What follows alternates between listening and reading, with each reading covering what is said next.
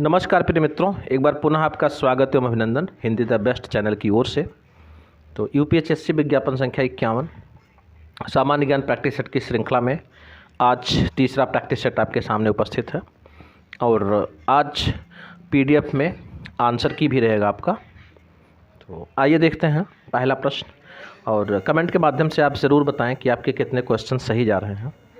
At least धीरे धीरे practice के द्वारा आपके 25 क्वेश्चन से अबव ही सही जाने चाहिए, तब आप एक नौकरी असिस्टेंट प्रोफेसर के रूप में सुरक्षित कर सकते हैं। आइए देखते हैं पहला क्वेश्चन। निम्नलिखित में से पारिस्थितिकी तंत्र का कौन सा एक जीवीय संघटक नहीं है? तो 4 ऑप्शंस आपके सामने हैं। वायु, वनस्पति, जानवर, जीवाणु।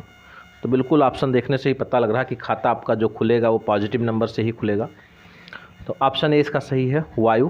दूसरा प्रश्न, इकोलॉजी से ही, एनवायरनमेंट से ही, पारिस्थितिकीय निकाय के रूप में आर्द्र भूमि यानी बरसाती जमीन निम्नलिखित में से किस हेतु उपयोगी है?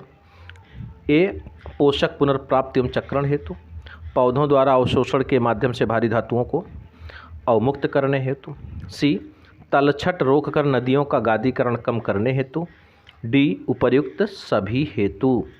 बहुत ही आसान और अच्छा क्वेश्चन। सही आंसर है ऑप्शन नंबर डी, उपर्युक्त सभी हेतु। आ गया तीसरा प्रश्न आपके सामने, बार बार परीक्षाओं में पूछा जाने वाला। अंतर्राष्ट्रीय टाइगर दिवस मनाया जाता है। ऑप्शन ए 24 जुलाई, बी 29 जुलाई, सी 20 जुलाई और डी 25 जुलाई। तो correct option is going to option B 29 July को। तो आइए देखते हैं प्रश्न नंबर 4। भारतीय विधान पालिका प्रथम बार द्विसदनीय बनाई गई। ऑप्शन ए 1892 के भारतीय काउंसिल एक्ट द्वारा, बी 1909 के भारतीय काउंसिल एक्ट द्वारा, सी 1919 के भारत सरकार अधिनियम द्वारा और डी 1935 के भारत सरकार अधिनियम द्वारा। तो सही आंसर हो जाएगा ऑप्शन नंबर सी 1919 के भारत सरकार अधिनियम द्वारा। पांचवा प्रश्न कथन और कारण से आया हुआ है। तो असर्शन है मित्रों कि भारत का संविधान सबसे अधिक लंबा हो गया है और कारण बताया गया है रीजन मौलिक अधिकारों का अध्याय अमेरिकन संविधान के मॉडल से लिया गया है। तो 4 ऑप्शन आपके सामने हैं। ऑप्शन नंबर 20 का सही है। ए तथा आर दोनों सही हैं, परंतु आर ए की सही व्याख्या नहीं है। ये सही है, संविधान लंबा हो गया है, और यह भी सही है कि मौलिक अधिकारों का अध्याय अमेरिकन संविधान द्वारा लिया गया है, लेकिन इसी के कारण भारत का संविधान लंबा नहीं हुआ है। छठवां प्रश्न आईसीटी से, जॉयस्टिक किस प्रकार की युक्ति है? यानी आपको बताना है कि जॉयस्टिक किस प्रकार की डिवाइस है। Option A input, B output, C memory और डी प्रोसेसर। तो correct option is option number A, joystick एक इनपुट डिवाइस होता है। आप इसको अच्छी तरह से लर्न कर लें, आउटपुट और इनपुट डिवाइस को। 7वां प्रश्न आपके सामने, भारत के राष्ट्रपति अपनी शक्तियों का प्रयोग करते हैं। ऑप्शन ए सीधे अपने अधीनस्थ अधिकारियों द्वारा, बी मंत्रियों के द्वारा, सी प्रधानमंत्री के द्वारा, डी मंत्रिमंडल के द्वारा, या ई ऑप्शन भी उपरोक्त में से कोई नहीं या उपरोक्त में से कोई एक से अधिक। तो इसका जो सही आंसर है ऑप्शन नंबर ए, सीधे अपने अधीनस्थ अधिकारियों द्वारा। 8वां प्रश्न, राज्य विधान परिषद का प्रावधान भारतीय संविधान के किस अनुच्छेद में रखा गया है? ऑप्शन ए आर्टिकल 170, बी अनुच्छेद 171 ऑप्शन बी है, सी 172, डी 173। बड़ा ही क्लोज प्रश्न है, तो सही आंसर जाएगा ऑप्शन नंबर बी अनुच्छेद 171।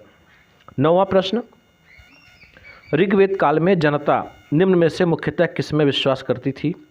ऑप्शन ए मूर्ति पूजा, बी एकेश्वरवाद, सी देवी पूजा, डी बल एवं कर्मकांड। तो सही आंसर इसका ऑप्शन नंबर डी, बल एवं कर्मकांड। यानी ऋग्वेद काल में जनता बल एवं कर्मकांड में विश्वास करती थी। 10वां प्रश्न, भारत के प्रथम स्वतंत्रता संग्राम का मुख्य तात्कालिक कारण क्या था? यानी 1857 में जो पहला स्वतंत्रता संग्राम हुआ था उसका तात्कालिक कारण क्या था, ये आपको बताना है। चारों ऑप्शन आपके सामने हैं, आप ऑप्शन को पढ़ लीजिए। धैर्य बनाकर आंसर दीजिए। तो correct answer is the question number 10 B, अंग्रेजों का धर्म में हस्तक्षेप का संदेह।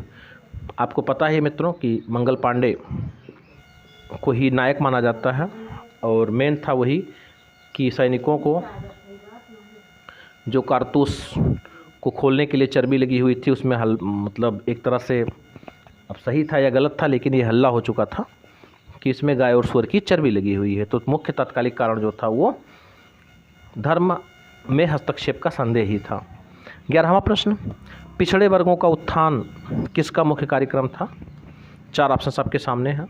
समाज सुधार में तो सभी हैं, लेकिन पिछड़े वर्गों के लिए कौन सा था? तो सही आंसर है इसका ऑप्शन नंबर बी, सत्य शोधक समाज। थोड़ा सा जान लें कि सत्य शोधक समाज की स्थापना 1873 ईस्वी में ज्योतिबा फुले ने की थी और इनके 2 ग्रंथ, आलोचनात्मक ग्रंथ बहुत ही प्रसिद्ध हुए हैं, सार्वजनिक सत्य धर्म पुस्तक और गुलामगिरी। 12वां प्रश्न आपके सामने, निम्नलिखित में से किस नेता ने 1906 में कलकत्ता कांग्रेस अधिवेशन की अध्यक्षता की थी? तो चारों ऑप्शन आपके सामने हैं। सही आंसर है ऑप्शन नंबर डी, दादा भाई नौरोजी ने। 1906 में कलकत्ता कांग्रेस अधिवेशन की अध्यक्षता दादा भाई नौरोजी ने की थी।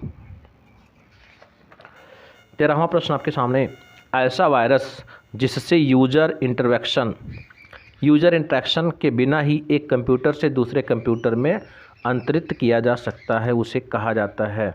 Option A worm, B trojan, C key logging और डी बूट सेक्टर वायरस। तो सही आंसर है ऑप्शन नंबर ए वर्म।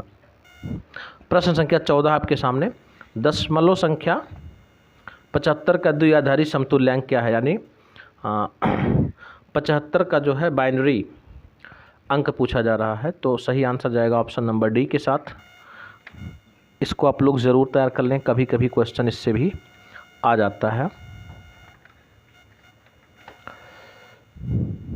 कैसे हम दशमलव प्रणाली को द्विआधारी प्रणाली में बदलते हैं, द्विआधारी को दशमलव में, ये आप ज़रूर इसको तैयार कर लीजिए। 15वां प्रश्न आपके सामने, हमारी आकाशगंगा के केंद्र की परिक्रमा करने में सूर्य को समय लगता है। तो 4 ऑप्शन आपके सामने हैं। पहला है 2.5 करोड़ वर्ष, बी 10 करोड़ वर्ष, सी 23 करोड़ वर्ष और डी 50 करोड़ वर्ष। तो सही आंसर जाएगा ऑप्शन नंबर सी के साथ, यानी 23 करोड़ वर्ष लगता है आकाशगंगा के केंद्र की परिक्रमा करने में सूर्य को। कौन सा महत्वपूर्ण अक्षांश भारत को लगभग 2 बराबर भागों में विभाजित करता है? 4 ऑप्शन आपके सामने हैं।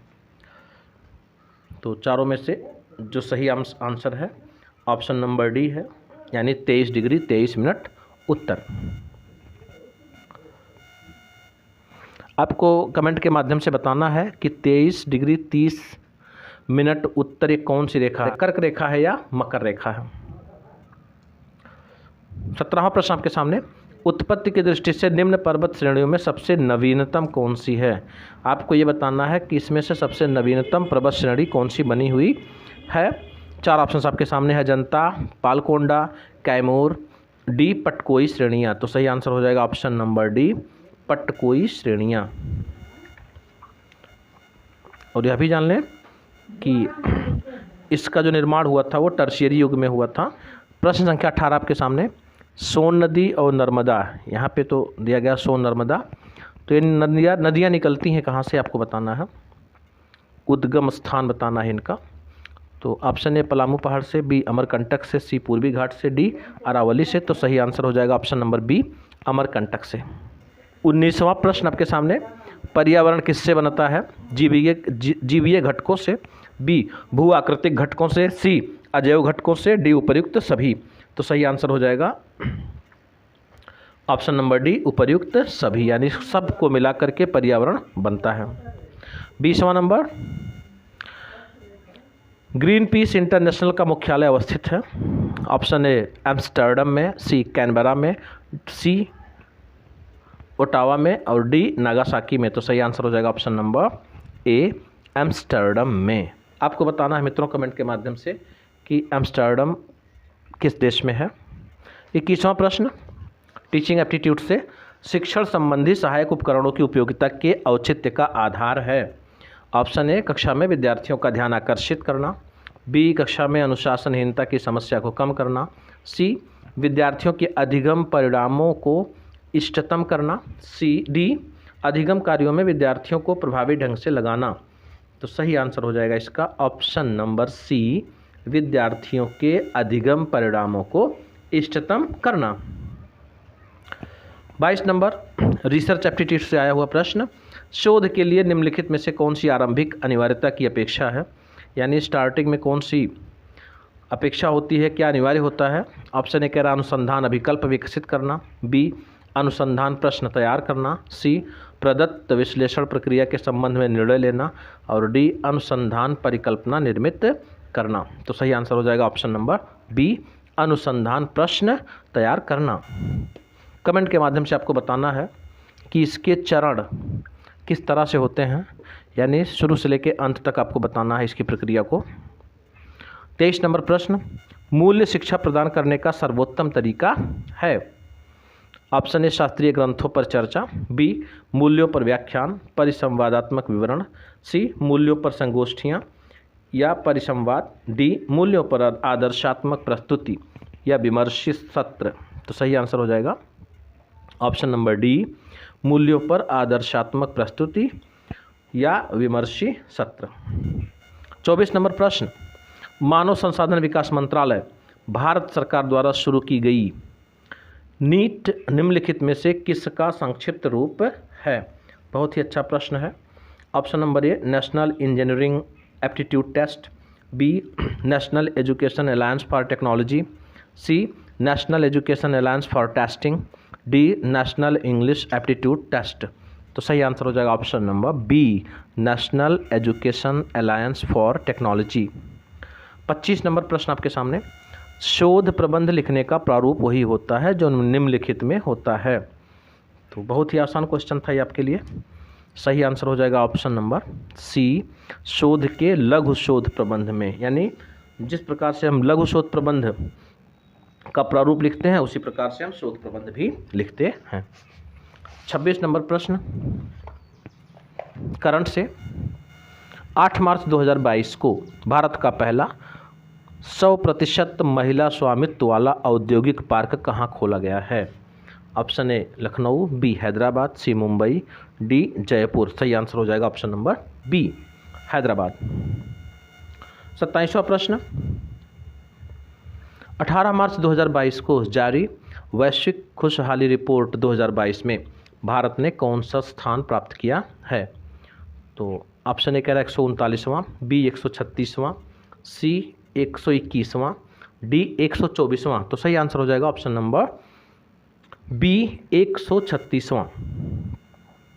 28वां प्रश्न, चर्चा में रही हिम प्रहरी योजना किस राज्य से संबंधित है। ऑप्शन ए कह रहा है हिमाचल प्रदेश, बी उत्तराखंड, सी सिक्किम और डी नागालैंड। तो सही आंसर हो जाएगा ऑप्शन नंबर बी उत्तराखंड। आइए बढ़ते हैं सेकंड लास्ट क्वेश्चन की ओर। इस प्रैक्टिस सेट में प्रश्न संख्या 29 आपके सामने है। मित्रों, चैनल को सब्सक्राइब जरूर कर लें और वीडियो को लाइक और शेयर करते रहें।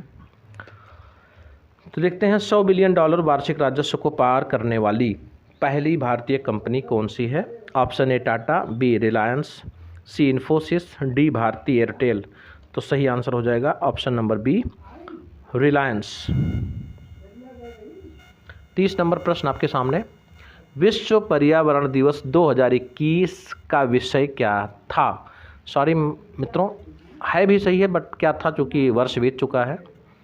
तो ऑप्शन नंबर ए कह रहा पारिस्थितिकी तंत्र बहाली, डी हमारी पृथ्वी को पुनर्स्थापित करें, सी लोगों को प्रकृति से जोड़ना, और D 7 billion dreams. 7 billion dreams. तो सही आंसर हो जाएगा ऑप्शन नंबर ए पारिस्थितिकी तंत्र बहाली। आपको कमेंट के माध्यम से बताना है कि विश्व पर्यावरण दिवस 2022 की थीम क्या है। ये रहा मित्रों प्रैक्टिस सेट नंबर 3। उम्मीद है कि आपका प्यार और स्नेह इसी तरह इस चैनल की ओर बरसता रहेगा। वीडियो देखने के लिए धन्यवाद।